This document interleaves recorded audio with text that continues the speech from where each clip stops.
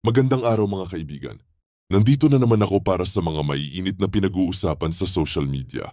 Maharlika magpapakita ng VP Sara nagsalita patungkol sa mga hinuling mga opisyal ng DPWH na sangkot sa maanomalyang flood control project scam. Isasama kaya si Martin Romualdez sa ikukulong? Zaldi Kupiki ang arrest warrant sa kanya. At palabas lamang ito ng bangag admin, Dodge budget ni Boying Rimula sa 2025 budget na 1.5 bilyon ginamit sa pagpapakidnap kay Tatay Digong para dalhin sa Dihauge. Alamin ang mga iba pang balita. Panoorin natin ito mga brad. Let's go! Hello! Hello mga palangga! So, na-miss niyo ako kagabi.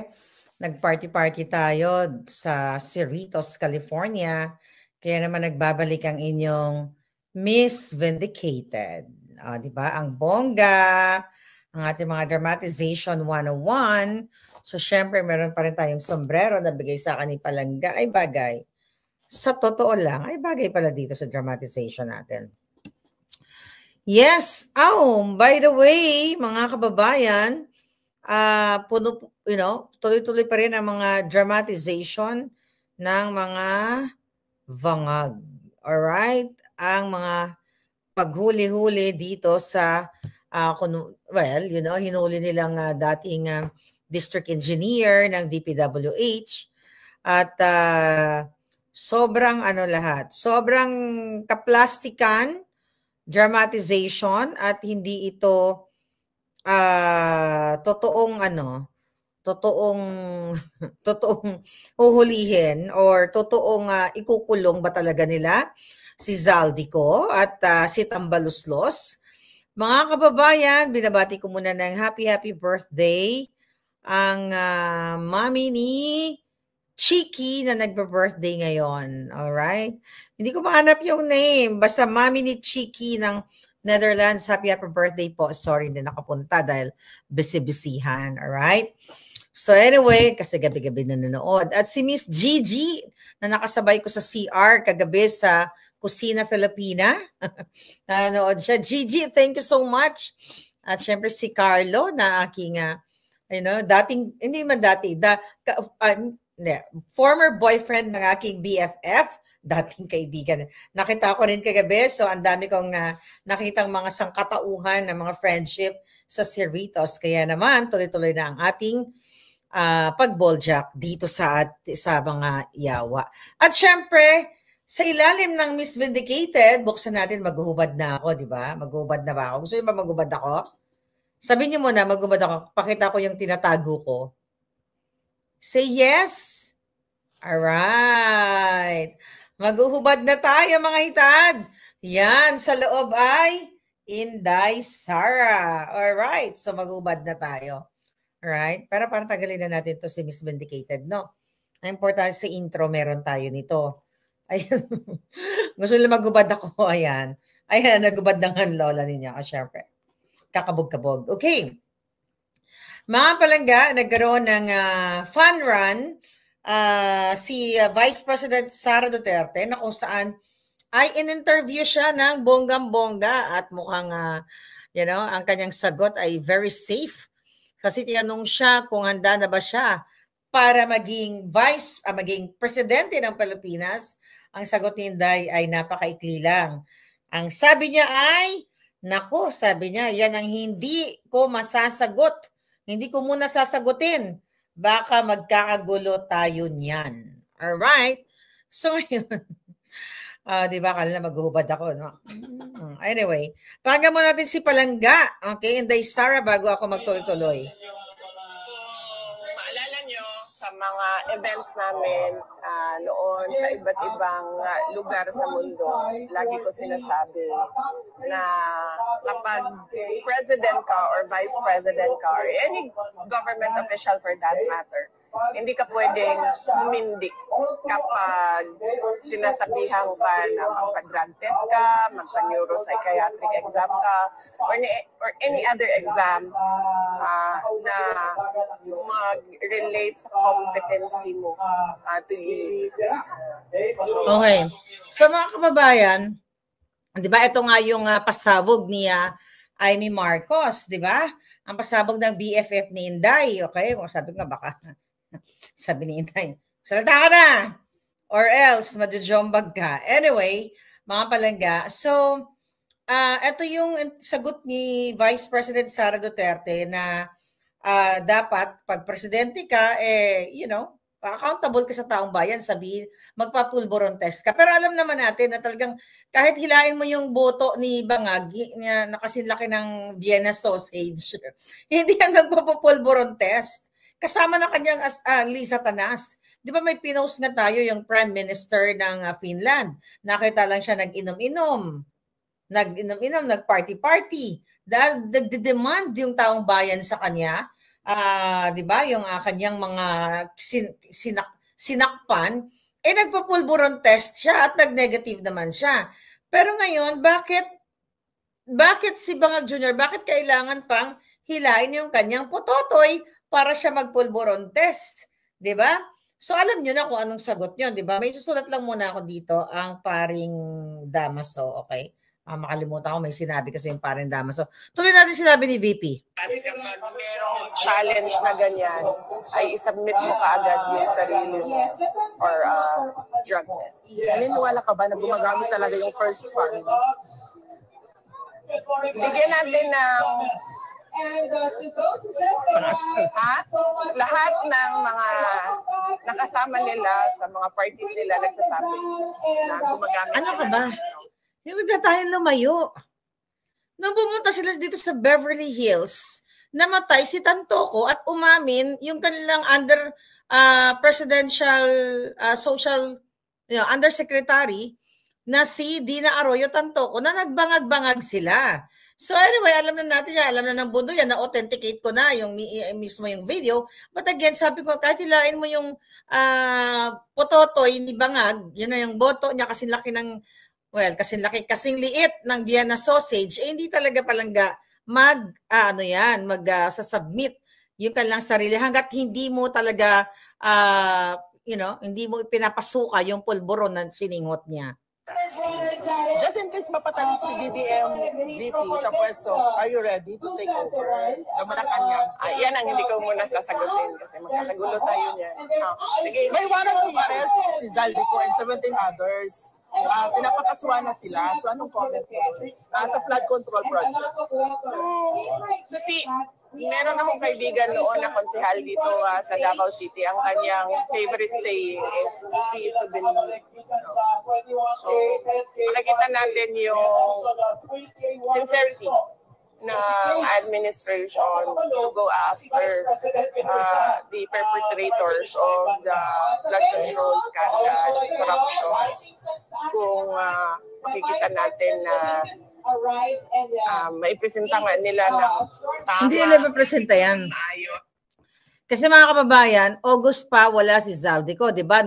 Hindi pa August, September, October, November, 3 months. Nung hindi pa nagsasalta si Zaldico, marami pa sila mga dramatization na, di ba? Wala pang statement si Zaldico, wala pang statement yung kanyang lawyer, wala pa yung pagpupursige ng Bangag administration na ilagay si Zaldico sa red notice.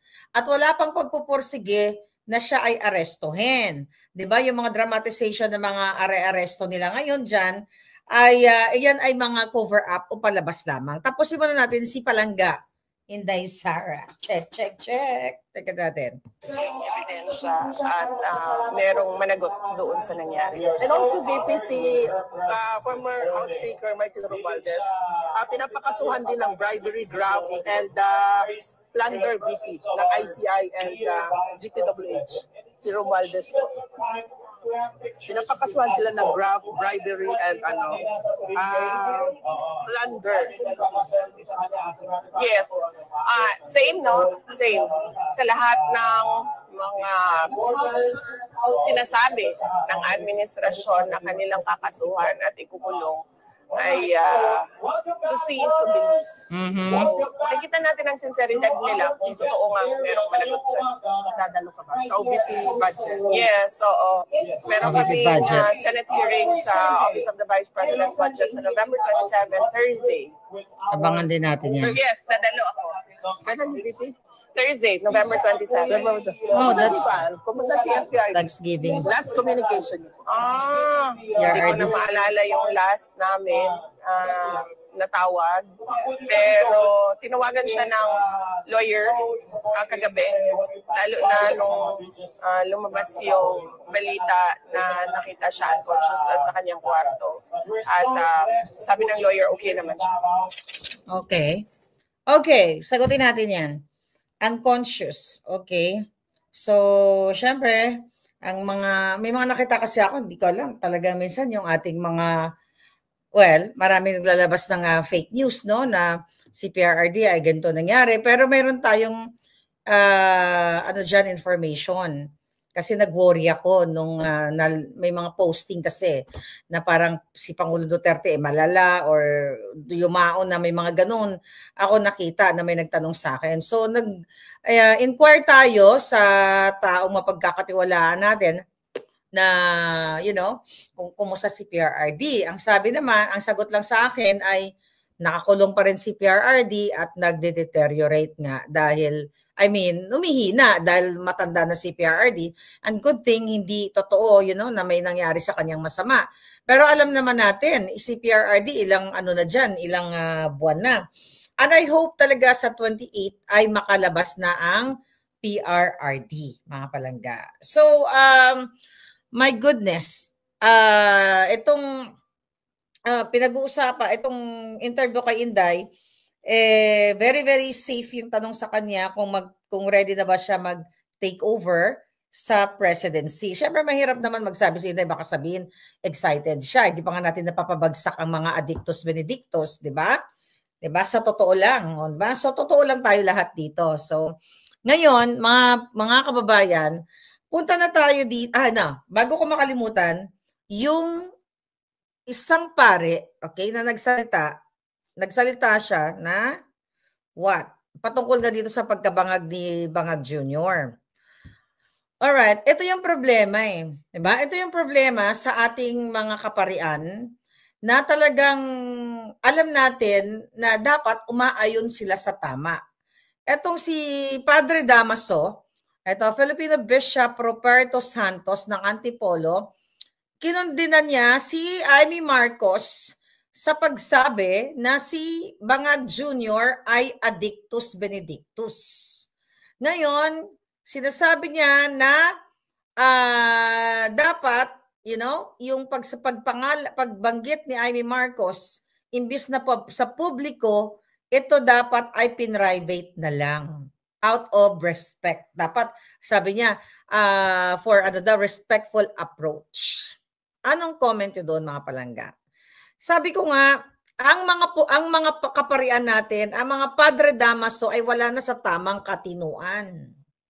Dahil bakit ganun yung kanilang ganun yung kanyang statement? Itong pari na ito, mga palangga, unang-una, bakit kailangan i-private yung approach ni Amy Marcos sa isang bangag na presidente? Private personality ba siya? Si Bangag? Diba? Kaya sabi ko sa inyo, huwag na kayo magsimba pag ganyan ang pari ninyo, diba? It's either bayad ang mga paring ito o nilimusan ni Satanas nang galing sa kaba ng bayan para proteksyonan si Bangag Jr., mga kababayan. Para proteksyonan at huwag mapaalis. Okay? Kasi mga palangga, ang ginagawa ng mga paring ito, kapag sino ang malaking abuloy, doon sila kumakampi kasi hodang addictus yan, mangchuchurba yan, manggugurgur yan, o kung ano pa man. Kaya no wonder, ang mga kaparian natin ngayon, ang mga katolikong kaparian ay deadmatology sila sa nagaganap na panawagan ng taong bayan na dapat managot ang dapat managot. Sino ang dapat managot? Si Bangag Jr. So, imagine yung pinangalanan ni Zaldico na dati silang close kaalyado na siya may 100 billion budget insertion. Then, nag-deliver ng pera, 56 and 25 billion. Yan pa lang ang in-expose ni Zaldico. Wala pa yung ibang mga ahensya.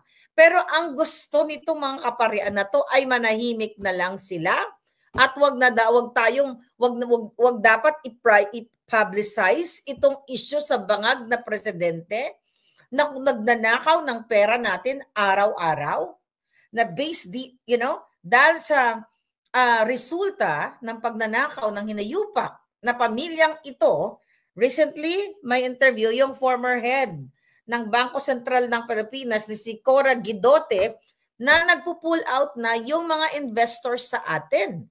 Nagpo-pull out na ng kanilang, pagninegosyo. At habang nagpo-pull out ang mga negosyante, katulad ng Korean, di ba, yung Korean business companies na nag-pull out din sa atin. Habang nagpo-pull out sila, di ba, napo-pull out din ang inyong buhay. Yung kinabukasan ng inyong mga anak, napo-pull out ang imbis na may pangbigas na kayo dahil nagkaroon kayo ng opportunity sa mga foreign investors, nagkaroon kayo ng trabaho. So naantala tuloy o napurnada na. Kumbaga, oportunidad na, napurnada na dahil nag-back out sila na magnegosyo sa Pilipinas. Number 1, ang kalamidad sa atin. Ang baha na dapat hindi naman talaga nagbabaha kung naipoprovide ang pondo o nailalaan ang pondo sa mga proyektong pang-infrastruktura. So, ito yon mga kababayan. Kaya itong mga paring itong mga hinayupak, kayo lang naman, mga hinayupak. Yung mga mababait, hindi kayo kasali dyan.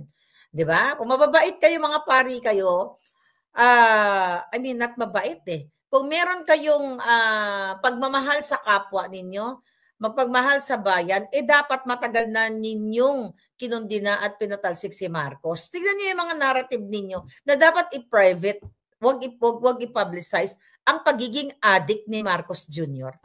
Samantalang kayong mga hayop kayo, galit na galit kayo noon. Kaya ang Pilipinas, sabi ko, wala ng pag-asa talaga. Ang tagal nating sinakop ng mga banyaga, 300-something years mula sa Espanya, Amerikano, Hapon, 'di ba? Hindi na tayo nakalaya. Hindi na tayo nakalaya sa mga pang-aapi, panggigipit, pangbababoy sa atin, sa lahat ng sumakop sa atin. Dahil mismo ang mga Padre Damaso, mismo ang mga kababayan natin, kapwa natin, mga politiko na maggabay para sa paglaya natin, hindi pa rin tayo makalaya dahil patuloy na nakikipag-alyansa ang mga Padre Damaso, ang mga kawatan, katulad ni Bangag, di ba? Katulad ni Martin Romualdez, at ngayon si Zaldico, naka-alyansa nila sa Pangawat, and now nagkahiwalay na sila. So dahil nagsalita si Zaldico, na umamin na siya, na sige, nagnakaw talaga kami, at ako ay nag-deliver ng ganitong 56 billion kay Tambaloslos, kay Martin Romualdez at kay Bangag, and another 25 billion. Ngayon, it's either gorgorin si Zaldico at yan ngayon mayroon ng red notice. Sabi ko nga, pabor sa akin yan. Dahil si Zaldico, kinasuhan ako niyan. Okay? Kinasuhan ako niyan dito mga palangga. Dahil dyan sa, ulit-ulitin ko lang yan, dahil dyan sa sinabi ko na nag-deliver siya ng pera sa Forbes Park. Pero ang pinupunto natin dito, sabi ko nga, ganito ang Bangag administration. Since August, mga palangga, since August, wala na siya sa Pilipinas. Wala pa yung mga ganitong Interpol na ganito, di ba? Wala pang yung paggigipit kay Zaldico, hinahanap pa daw, ganito, ganyan, nilolocate, inaantay natin si Zaldico, mga ganon. Pero nung naglabas si Zaldico ng very powerful statement mula sa kanyang video na si Marcos Jr., ang punot dulo, ang utak ng lahat, at mismo si Zaldico ay nag-deliver ng pera dito kay Bangag Jr., ayan, mabilis pa sila sa 4:00 para hulihin si Zaldico. At recently, sabi daw ay namataan na nasa Japan. Baka mag-apply ng asylum sa Japan. Yun ang nakikita ko dyan. Kung nasa Japan talaga siya, hindi natin alam, mga kababayan. So ngayon, mga palangga, ganyan kabilis, mag-aksyon ng mga pa-Interpol itong Bangag administration na yun. Kasi napakalupit nga naman ang binigay, ang pinasabog na statement ni Zaldico. Dahil si Bangag ang mastermind. And now, ngayon si Spokes Harry Roque, na gusto naman nila ipa-Interpol na naman, na gusto nilang iugnay sa Pogo na paulit-ulit na walang ni human traffic si Spokes Harry Roque. Siya lamang ay abogado, okay, dito sa Pogo operators na ito. Siya ay nag-abogado at nagsama doon sa what do you call it? Kay Cassandra Ong, was it Cassandra Ong? 'Di ba? Sinamahan para ibayaran yung danyos yung kailangan nilang bayaran sa PAGCOR, 'di ba? During the time. So pinipilit nilang nag-human traffic itong kailan palangga. Okay. Human traffic Spoke Sari Roque. Pero balikan natin 'to, mga kababayan. Nakita niyo ba 'yan? Okay? Yang hayop na Lisa Tanas Marcos at Bangag Jr., kasama yan si Cassandra Ong at ang mga Pogo operators at ang mga kaibigan ni Bangag. Dahil yung litrato na yan, mga palangga, yan yung panahon na nagbigay ang mga Chinese businessmen from Pogo ng total of 750 million pesos sa Bangag administration para sa campaign ni Marcos Bangag. So ngayon tinatarget nila si Cassandra Ong, 'di ba? Ayan, si Cassandra Ong ng Whirlwind Corporation. Yan ang inuugnay kay Harry Roque. Okay? Nakasabwat daw si Spoke Harry Roque diyan sa human trafficking chuchu na yan. Pero yun ay walang ebidensya. Ang ginawa nila, tinamnan lang nila ng kaso si Spoke Harry Roque. Nag-viral na yan. Okay? Yang picture na yan. Nakita nyo ang mga kasama ni Bangag? Si Benito Techico. Di ba? Nung una sinasabi nila yung picture na yan, AI. Tapos later on, inamin nila. Lahat na lang AI. Lahat ng katotohanan na ilalabas natin, AI. So ngayon, ayan po, makita mo yan. Yung putang inang Lisa Tanas Marcos na yan at Bangag Jr. na yan, sila dapat ang binibitay at kinukulong. Yang Pogo na yan, okay? Yang Pogo na yan na nililink si Harry Roque, okay? Ang totoong nakinabang dyan at alam ni Lisa Tanas at ni Bangag na may mga illegal na ginagawa ay mga kasabwat din nila. Okay? Si Cassandra Ong, sino nagpalipad yan? Basta sabi nila, nasa Canada, sa Japan din. So we don't know kung sino nagpalipad kay Cassandra Ong, 'di ba? Kasi nung lumabas siya sa pagka-contempt niya, mga palangga, supposedly dapat nasa na siya, 'di ba? Watch list na 'yan, hindi na siya basta-basta umaalis, 'di ba? Pero again, ito ay lahat kagagawan ng Bangag Jr. Imagine niyo, okay? Yang Pogo na 'yan, mga palangga. Yang Pogo issue na 'yan. Hindi lang yung mga nasasangkot diyan, mga kababayan, ang dapat parusahan. Recently, sa budget deliberation, okay? Sa budget deliberation, tignan ko lang dito, yung report kahapon, kung saan si Senator Marcoleta, mga palangga, mga kababayan, ay kinwestiyon, okay? Kinwestiyon ni Senator Marcoleta yung pagtaas ng confidential funds up to 800% ng Department of Justice sa taong 2025 noong si Bonjing o si Boying Remulla ay nandoon pa as DOJ Secretary. Okay? According Senator Marcoleta, hindi pinaliwanag ng DOJ kung bakit naging 800%, okay, or umabot from 168 million pesos na confidential funds, umabot ng 1.5 billion noong 2025. Okay? Kaya ang sabi ni Senator Marcoleta, paano nila kasi ang sagot pala ni who's that? Yung budget. Okay.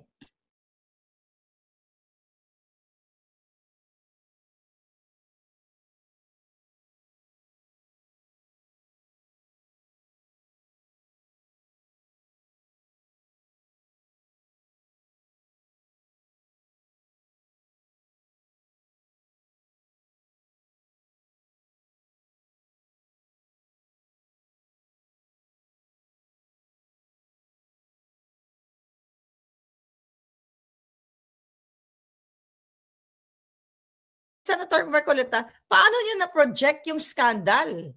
Tungkol dyan sa ano na yan, sa flood control na yan, 2025 na project nyo na, parang ganun yung konteksto. Kaya 1.5 billion daw ang pinondo o pinondo dyan sa confidential fund ni Remulla dahil dito sa mga high profiles na yon. Kaya sabi ni Senator Marcoleta, hindi sapat yung pangatwiran ninyo. Hindi nyo pwedeng i-justify na kaya tumaas up to 800% 2025 budget yung sa DOJ because of high profile cases. Dahil yung pondo na yan, hindi naman natin alam na magkakaroon ng pagbubukelya etong si Zaldico na si Bangag Jr. ang punot dulo at si Tambaluslos. 'Di ba sa flood control na yan? So iginigiit mga palangga, iginigiit ni Gatchalian kasi nga dahil nga ito daw ay may mga dapat silang asikasuhin na mga high profiles like Pogo, monitoring, missing sa bungeros, at kung ano-ano pang mga pagdadahilan. Alam nyo, kung naalala ninyo mga kababayan, ang aking expose, 1.5 billion, we're talking DOJ pa lang. Okay? Yung tungkol sa pagpapakidnap kay PRRD. Naalala nyo yon? Na ang ICC officials ay pumunta sa Pilipinas. I think that was 2024 na expose natin. Pumunta sa Pilipinas at nakipag-usap sa DOJ, pasikreto. Pinakita ko sa inyo yung I think 4 na personalidad at 4 na 2 pala na calling cards. Okay, na ibinigay mismo ng ICC official sa DOJ. Ang nagbigay sa atin ng impormasyon na yon, galing din mismo sa DOJ yon. So ang question natin, kaya ba tinaasan o tumaas ng 800% ang budget ng DOJ, mga kababayan, noong 2025, dahil yun ba ang ginamit nila sa pagpapakidnap kay PRRD? Kasi hindi nila maipaliwanag ng sponsor na si Gatchalian kung bakit kailangan na 800% ang itinaas noong 2025. This year 2025. Imagine nyo yon mga kababayan. So kitang-kita ninyo na talagang pinlano nila ang pagpapakidnap kay Pangulong Duterte. Hindi nila maipaliwanag doon sa budget deliberation, sa budget hearing kanina. So malinaw pa sa sikat ng araw, talagang pinagplanuhan nila kung paano nila gastusin ang pera, ang confidential fund, para makipagsabuatan sa mga tiwali dyan sa ICC, mga kababayan. Paulit-ulit na pinapaliwanag na tinatanong ni Senator Marcoleta na na project nyo ba na may ganito mga high profile cases from 168 naging 1.5 billion? So nakikita nyo mga palangga kung gaano talaga lapastanganin ng gobyernong ito ang pera ninyo. Wala pa yung 2556. Yung 81 billion 81 billion na dineliver kay Bangag at kay Tambaluslos. Right? Nakita ninyo? So ngayon, talagang grabe. Sabi ko nga sa inyo, kailangan talaga matanggal na si Bangag. Okay? Kailangan matanggal na si Bangag dahil paulit-ulit na lang talagang bababuyin ang bayan ninyo. But hopefully, very soon, ako naman, di ako nawawalan ng pag-asa. Datiga mo, natataranta, natotorete na si Bangag. Ang dami na rin naman nagsasalita. Kahit yung mga padre-dama, so hindi sila magsalita. Mas marami pa rin Pilipino mga nanindigan. Who knows? Anytime, baka bangungutin na si Bangag o, masalimukan siya sa pulburon. Diba? Hindi na siya makahinga. Ayaw niya pang gumalaw. Recently, another budget deliberation, inapprove ng Senate ang 308.2 billion DILG budget for 2026. Sino ang nandiyan? Yung crush ni Lisa Tanas na gusto niya magbika-bika sang bilat niya dyan kay John Vic. Diba? Crush niya yan. Gusto ni Lisa Tanas yan, type na type niya si John Vic. 308.2 billion. Inaprubahan ng Senado. Although hindi pa naman finalize yan, mga kababayan. So nakikita ninyo, 308 billion para daw saan? Para sa katahimikan ng ating bayan. Siya, DILG yan. ano diyan, anong dapat ang tutukan nila, 'di ba? Peace and order kasi under ang PNP, BJMP, Bureau of Fire at kung ano-ano pa. Magkano 300 plus billion, naramdaman nyo ba? Ang 300 billion na budget, I mean, in the past, mga kababayan, naramdaman nyo ba yung mga budget sa PNP o sa DILG na naglaroon ng katiwasayan ng ating bayan, lalong tumataas ang krimen? Ang mga pulis, di ba? Magkano itinaas sa inyo? Barya-barya lang or mga sundalo, okay? Magkano tinaas sa inyo? Barya-barya lang? Nabigyan ba kayo ng tamang trato ng ng gobyernong ito? Hindi, di ba? Kinokontrol kayo lahat, sunod-sunuran pa kayo. Ultimo, pag gamit nyo ng Facebook, kinokontrol kayo ng hayop na bangag administration na ito. 300 billion ang total, 300 plus for 2026, mga kababayan. So saan napunta yung mga bilyon-bilyon na yan? Bakit hindi nyo maramdaman? Naramdaman nyo ba? Di ba hindi nyo naramdaman? Yeah. Wala kayong maramdaman kasi binubulsa nila. Napupunta sa pagnanakaw. Ngayon, ang lahat ng nag-aaklas o umaalma laban sa mga bangag, ang gagawin ay gurgurin o kakasuhan, i-intimidate, katulad ko. Kung nagkataon, sabi ko, nagkataon na nandyan ako, baka nagurgur na ako. Di ba? So, yun ang ginagawa nila. Tatakutin tayo lahat. Mga kababayan, kaya sabi ko sa hindi na dapat magtagal ito si Bangag Jr. na ito. Hindi siya dapat magtagal dahil yung hinayupak na ito ay puro kasinungalingan, puro pagbabaliktad. Imagine mo, nagsasalta na mismo yung kanyang kapatid na siya ay addictus benedictus. Puro pa rin kasinungalingan ang gustong anuhin ni Bangag, ang gustong ipalabas sa inyo. Pati mga pare ay nakikipagkasundo. O sabi ko nga, baka malaki ang kanilang nakuha na mga, what do you call it, na mga limus, mga kababayan. Okay, anong sinasabi nito? Tuloy daw ang trabaho ni Satanas at saka ni Bangag kahit sa kabila ng panawagan. Alright? Sabi nitong chairman, who's this? Okay? Aba, ang mga eksena. Well, puro optics lang naman yan, mga kababayan. Puro optics lang na sinasabi sila Satanas at si Bangag ay nagtatrabaho. Kunyari lang yan, magpapapicture, tapos pag uwi sa Malacanang, maglalabas ng pulburon at magsisinghot yung mga hinayupak na yan. Yan ang katotohanan yan, mga palangga. So ngayon, okay, ano itong mga kajotahan ng mga hayop na ito? Okay, tignan natin mga kajotahan nila. Recently, Handali lang, recently. So mga kababayan, alright. may commercial tayo. Andali nga.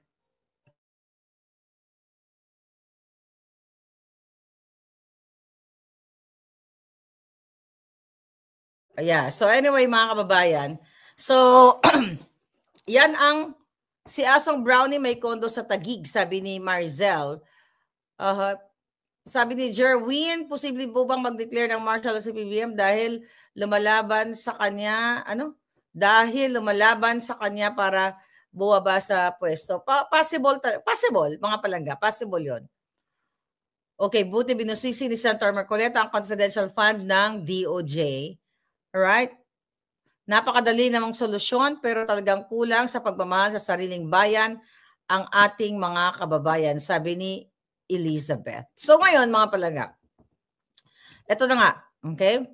Ang pangyayari sa ating bayan. So ngayon si Saldico ayaw nilang tigilan. Okay, kailangan daw ipa-Interpol. Sabi ko nga, the reason why ayaw nila ngayon tantanan si Saldico dahil binokilya si Bangag Jr. Kaya lahat na ng kajotahan nila ay gagawin talaga ng Bangag administration na ito. So kaya wag din tayo tumigil. Kasi hindi sila tumitigil eh. Di ba? Itong ICI na to. Independent commission, independent cover up Okay? Commission on cover-up. Ang ginagawa nila, nasabi, lalabas na lang hearing sa mga susunod na panahon, di ba?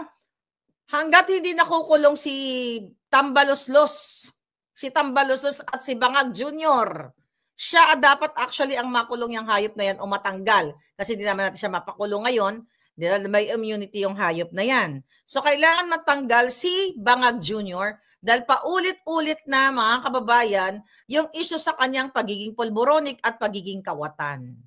Ilan pa ba ang dapat lumabas, mga kababayan, bago kumilos ang dapat kumilos? Okay? Wala nang patutungan ng bayan natin. Recently, ang mga babies dyan sa Pilipinas, di ba, buy and sell, yung mga bata, mga bagong panganak. May mga reports, mga kababayan, na may mga sanggol ng out of kahirapan. Binibenta na lang ng for sure, ang mga nagbibenta nito, it's either addictus na mga magulang na nakipag-anuhan dyan sa kalye. Usually, mga ganun yung mga street dweller na hindi kulang tapos sa pag-aaral at sabog sa ipinagbabawal na gamot dahil nga talamak na talamak ang pulburon or bato sa ating bayan. Kaya gayon, yan yung result. Nabuntis, di ba? May nag-offer, ibenta na lang natin yung anak mo, ganyan-ganyan, di ba? Kaya lalong lumalala yung krimen, mga kababayan, sa ating bayan. Okay? Yung pagsulig dyan kay Alice Go na yan, di ba? Yung pag-convict sa kanya. Kasabwat din yung mga bangag dyan. Dahil tumanggap din si Bangag Jr. Diyan, si Lisa Tanas, dyan sa mga pogo na yan, pogo money. So lahat ito, kapag hindi ka na kailangan, kaya kayo mga Chinese, Filipino-Chinese, okay, na nakipag-negosyo o nakipag-partnership dito sa mga politikong ito, bandang huli, pagsisisihan niyo yung mga ginagawa ninyo. Alright? Kung ako sa inyo, magnegosyo kayo ng tama. Hindi makipagsabuatan kayo. Katulad ni Francis Lloyd Tichua. Yan, malapit-lapit na yan. Kaalyansa yung tatay ng kumidnap ng sarili niyang anak. Inagaw niya kay Sheena Makapining. Diba? Yan, yung mga illegal business mo, Francis Lloyd Tichua. Okay? Na binuking ni Sheena. My God, bata-bata ka pa, di ba? Huwag ka pa sisiguro. Anytime baka, I don't know kung nagpupulburon ka, baka mawala ka na rin sa mundo at masasayang yung pinaghirapan mong galing sa pakikipag-alyansa kay Lisa Tanas. Alam nyo, malungkot ang bayan natin. Di ba? Kay Alice Go. Kesyo, siya ay hindi tunay na Pilipino at siya ay nameke ng birth certificate. Sino ba ang nag-aalaw ng ganyan? Di ba mga tiwali din sa Bureau of Immigration, sa National Statistics Office, mga taong gobyerno din. Kaya wala talagang pag-asa ang bayan natin hanggat hindi tayo nakakapag-elect ng leader na kayang bitayin ang lahat ng mga hayop na yan sa ngalan ng batas. Hanggat walang bitay sa mga ganyan, patuloy lulubog ang Pilipinas. Kaya dapat pag nagkaroon ng change of government, mga kababayan, dapat ay unahin ng bitayin patiwarik ang mga walang hiyang yan. Hindi po pwedeng ganyan. Bait-baitan. Dapat sa atin, ang mga mamumuno ay what? Hindi lang kamay na bakal. Diba? Talagang may paninindigan na tapusin lahat ang dapat tapusin. Alright? So ngayon, ano mga eksena dito? Ayan, headline, si Harry Roque pa rin. Ayaw nilang tantanan si Spokes Harry Roque. Tapos ang dramatization ni Bangag Jr., nakatutok daw siya sa ekonomiya at titiyakin daw niya na magkaroon ng matatag na Pilipinas, chuchu at pagandahin ang ating bayan. Puro ganito pa rin ang sinasabi niya. Panatagin yung ekonomiya. Paano according sa kanyang tagapagsalitang palengkera, Actually, insulto to sa mga palengkera. Hindi lahat ng nasa palengke ay katulad ni Clarissa Castro. Dapat ang tawag sa kanya ay tara-tara, may saltik din. Di ba? Patuloy daw itong pagpatatagin ng ekonomiya ay nag-aalisa na ngayon mga investors eh. Di ba? Downplay nila yung nangyayari sa ating bayan na wala nang maibigay na trabaho sa taong bayan. wala nang makain, magpapasko ngayon, wala na yung bahay ninyo dahil inanod na ng baha, dahil kung hindi dahil sa kapalpakan at pagnanakaw ni Bangag Jr., ni Lisa Tanas, si Tambaluslos, ni Zaldico at lahat ng kasabot nilang senador at kongresista at lahat-lahat, hindi sana kayo nawala ng bahay ngayong Pasko. Gaano kalungkot yan, mga palangga? Kasi ayaw nyo pa kasi lahat manindigan. Yun ang problema sa bayan natin. Bakit kamo? Dahil mahina ang inyong pagmamahal sa inyong bayan. Puro lang yung iba pansarili. Kaya sabi ko, antayin niyo bang anurin muna ng baha ang inyong mga pamilya at ang inyong bahay? Recently, ano sabi dito? Garjola bumili ng 1 billion. Ayan, another yan. Another kasabwat yan nila Bangag at isa yan sa mga expose ko. Sabi, Garjola bumili ng 1 billion halaga ng mga ari-arian sa US. Okay? Party list, representative. Isa yan sa in-expose ko noong 2023. Yung Edwin Garjola na nagmamay-ari daw ng 3 mga properties dito sa California. Demo, 15.9 million US dollars. Ayan, nagkahalaga ng 1 billion pesos. Ayon sa US real estate filings na chinek ng, this is from Inquirer. Okay, another, okay? Mga kababayan, ito isa sa mga in-expose din to ni nung Leandro Leviste. Bilyones, mga palangga, bilyones ang property dito sa California. Uubusin talaga ang pera ninyo. At sinabi ko pa ulit-ulit, itong taong ito, itong Edwin Garjola nito, kasama to sa expose ko. Hindi ito in-expose ni Bangag Jr. Sabi ko nga, kung babalikan nyo lahat ang in-expose ko, the reason ay pinagkakasuhan ako ng mga proxy ni Bangag Jr. para tumigil ako. Tumigil ba ako? Hanggang ngayon hindi ako tumitigil dahil nagkatotoo lahat, sa totoo lang, ang ating mga revelasyon dito. Diba? Kaya yung drama na hulihin si Zaldico, lahat po yan ay puro lang katarantaduhan. Tapos ano sabi ng MMDA? Okay? Ano daw? Nagbabala ang MMDA sa panganib na paggamit ng pulburon. Okay, naglabas ng paalala online ng MMDA tungkol sa panganib sa paggamit ng illegal na pulburon. Mga buwaka ng ina ninyo. Ba't ito sabihan yung presidente ninyo? Presidente ninyong Bangag, mapanganib. Kung mapanganib sa mga ordinaryong tao, how much more sa isang presidenteng Bangag na hawak niya ang trillion budget ng Pilipinas, kung bakit nagkaletse-letse ang inyong buhay dyan sa Pilipinas. Tingnan mo, maglalabas ang MDA, tapos si Bangag hindi pwede mag-drug test, hindi pwede mag-pulburon test, kasi what? Dahil sabi ni Clarita Carlos, they're New Yorker, normal lang sa New York yan. Kita niyo yung mga utak na mga jutang genimis na to? Dahil nabigyan lang si Clarita Carlos ng generous allowance. Okay? Hindi na okay lang sa kanya na ang presidente at si Satanas at ang mga gabinete natin ay nagpupulburon kasi they are New Yorkers. Tangina, nasa New York ba kayo, mga hayop kayo? Nasa New York ba to? Bakit hindi siya lumayas dyan at pumunta sa New York? New Yorker pala yung mukha ni Lisa, mukhang ghetto ng New York. Alam mo yun, mga gutter ng New York. Yung parang mga homeless. Yan ang itsura ni Lisa Tanas. Yung kanyang mga tuwang-tuwang slang-slang, pang-gutter ng New York, pang-ghetto. Gusto pa lang nila magpulburon. Di pumunta sila sa isang bansa na kung saan legal ang laklak ng droga o kung ano pa man. Nakatanyo tas na MMDA mananawagan na ganito, ganyan, chuchu-chuchu. Tapos ang drama ni Lacson, meron daw nag-uudyok.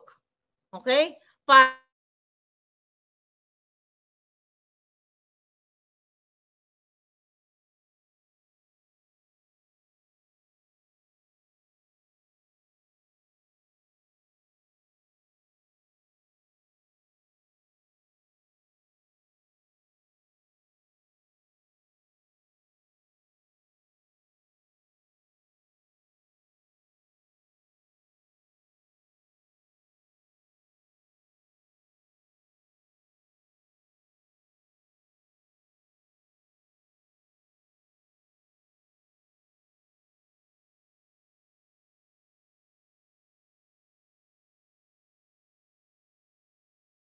mayroon ba talagang warrant of arrest si Zaldico? Inilabas ba nila yan sa news media? Excuse me. Diba? Wala pa naman silang nilalabas. Madali lang magsabi na mayroon ng warrant of arrest si Zaldico. Pero baka wala. Baka they're still negotiating. Diba? Kasi wala pa silang nilalabas. Wala pang dokumento. Madali lang magsabi na may warrant of arrest. Itong si ganitong Tarpulano. Pero ang totoo, wala pa pala dahil they're under negotiation. Sabi nila sumuko na, sabi ng Bangag administration, sumuko na daw si Zaldico kung may dignidad. Tangay na, you talk about dignidad. Nyata kayo, ang presidente niyong adictos, may dignidad ba? Itong NBI na tong hayop na to. Okay? Itong NBI na gusto kong ipadukot dito sa Amerika. Diba? At ako daw ilalagay sa Interpol, chuchu-chuchu. At kinasuhan nila ako ng inciting to sedition dahil inilabas ko ang authenticated pulboronic video ni Bangag. Mga hayop kayo. Dahil di nila maisagawa yung batas na binutas nila dito sa Amerika, ang last resort nila is ipadukot ako at nag-hire ng manggugurgor sa akin. Kaso lang, maingat ako. Sabi ko nga, palos, kahit papaano nag-iingat tayo bago ako mapagurgur ng mga hinayupak na to. You talk about dignidad. Tapos ayaw niyong magpapulburon test si Bangag. Nakita niyong umingiwi na yung bunganga niya. Pareho na sila ni Maricel Soriano na kulang na lang mag-explode yung mga bunganga nila sa pagiging pulboronic nila. Diba? Sasabihin ni Ping Lacson, okay lang you stay angry but not violent. Chuchu-chuchu. Stay angry daw tayo. Basta wag lang daw maging violent. Ang gobyerno ni Bangag ang violente. Gumugurgor ng patalikod. Yung PSG na ginurgor dyan sa loob. Yung in-expose natin, nabigyan ba ng hustisya yon? Di ba? Sinisekreto nila lahat. Yung mga orgy nyo dyan sa Malacanang, mga hayop kayo. My God, mga kababayan. Lahat ito yung laman ngayon ng balita. Warrant of arrest versus ko. Nasaan yung warrant of arrest? Bakit hindi nila ilabas yung warrant of arrest? Samantala yung warrant of arrest na pineki ni Anthony Taberna, yung aking address noong 2022, di ba? Inilabas niya. Yeah, alam niyo ba yon? Itong yung aso ni Lisa Marcos, ni Lisa Tanas na si Taberna. Naglabas siya ng warrant of arrest ko, nag-fake yan ng address dyan sa Pasig, di ba? At ginamit yan ng iba pa, ni Zaldico, yung mga fake na address na yan. Bakit hindi nyo ilabas ang warrant of arrest ni Zaldico kung talagang may warrant of arrest yan? Hindi puro press release lang. Recently, nagsalita si Chavit Singson na sinasabi niya na guilty na raw na maituturing itong si Bangag kapag hindi siya nagpa-hair follicle test. Sabi ni Chavit, pag di siya bumitaw, I'm dead sure mapapatalsik siya. Tandaan nyo, si Chavit Singson ay utak or dahilan kung bakit napatalsik si Erap Estrada na, ang issue doon, wetting money. Wala pa nga yung mga pondo ng gobyerno doon, wetting money lang. Wetting money yung pinaka-primary issue kay Erap Estrada. Magdilang Angel Casana, Manong Chavit Singson. So ito lang ang mga ngayon, mga palangga. Mga balita, the rest, mga krimen na, nagurgura, nagsaksakan. Ang mga tao kapag gutom, nabubuang sila. Dahil minsan ang papalipas gutom nila, rugby o pulburon lang. Diba? Ayan yung mga balita, hindi ko nababasahin, puro na lang itutumba, natumba, nagsaksakan, tricycle driver, yung nasa tindahan, ginanito, ginanyan. Diba? Nakakaawa ang bayan natin.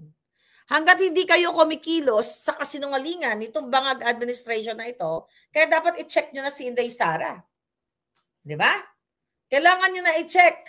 Dahil sinabi ko naman sa inyo lahat, ako ay si Miss Vindicated. Okay? Paano nga ba to? Okay, ganyan na. Okay? Ayan, tapan naman si Inday Sara. Miss Vindicated. Kailangan talagang kumilos na kayo para... Well, I feel may mga kumikilos naman, di ba? Ako naman, tuloy-tuloy lang ang buhay ko. Hanggat buhay ako. Kasi papatay nila ako, di ba? Gugurgurin ako ng mga yan. So hanggat may boses ako, hanggat may bibig ako, at meron tayong wisdom, okay, at talento, dapat tuloy-tuloy lang hanggat hindi natin na ipatatumba ang mga addictus. Mga adik yung mga yan, ilan sa gabinete? Okay? Ni Marcos Jr. ang addictus. Itanong natin si Ralph Recto. Ralph Recto, adik ka ba? Ayan, pinangalanan mismo si yung kanyang, ano tawag dito? Yung presidential, assistant, si Lagdameo. Pinangalanan. Isa yan, alam nyo, nung kami nag-interview with Cathy Binag, mga kababayan, may private, may private message kami. Isa yan sa sinabi niya. Well, hindi. Hindi. Publicly pala sinabi niya yun si Lagdameo. At maraming mga gabinete diyan na inappoint ni Marcos Jr. na mga adik. Imagine na pinamumunuan kayo ng addictus. Okay lang sa inyo. Tapos yung mga kaparean ninyo, okay lang. My goodness, kawawa naman ang ating bayan. Diba? Buti na lang na-awardan tayo ng Miss Vindicated. Kaya totoo lahat. Kawawa, alam mo, kahapon galing ako sa party, no? May isa doon, shout out kay Jelito, kay Palangga Jelito, ang galing mag-perform. Diba? Tagal na dito sa California. Nakakatawa siya. At meron siya doon isang segment na nag-change outfit siya, nag-Sara Descaya siya. So, meaning, yung mga tao, parang nag-impersonate siya, din nagkanta-kanta siya. At meaning, ang mga tao dito sa Southern California o sa Amerika, updated sa mga pagnanakaw, sa kaba ng, sa mga kawalang hiyaan ng mga taong gobyerno sa Pilipinas. So, meron ako mga nakausap doon. Alam mo, pare-pareho ng sentimiento. Ano ang sabi? Marlica, thank you. Kasi ayan, vindicated ka na. Maraming salamat sa iyo. Dahil sa iyo, may boses ang taong bayan, ganyan. Ang sabi nila, kawawa naman yung ating bayan, nalubog sa baha. Alam mo, sabi niya, yung aking kamag-anak na nagpakahirap galing sa loan, yung kanyang bahay sa Cebu. Bigla, na-wash out na lang na gano'n. At ngayon, homeless. Ganon yung mga kwento. Even nagkasayahan kami saglit lang, di ba? At kay Ner De Leon, ang galing mo, sir. Ang galing. Sinakso niya yung ang kisap mata. Thank you so much. Supportahan natin ating mga kababayang musikero at musikera. So anyway, yung pinagkwentuhan namin doon, it's about the Philippines na sinasabi nila na kawawa talaga ang natin, ang bayan natin, na dapat talaga ay what? So, anyway, mga palangga, so yun lang muna at talagang tuloy-tuloy ang ating eksena dito. Alright, so babalik na lang tayo muli at yun na lang muna. Bye-bye.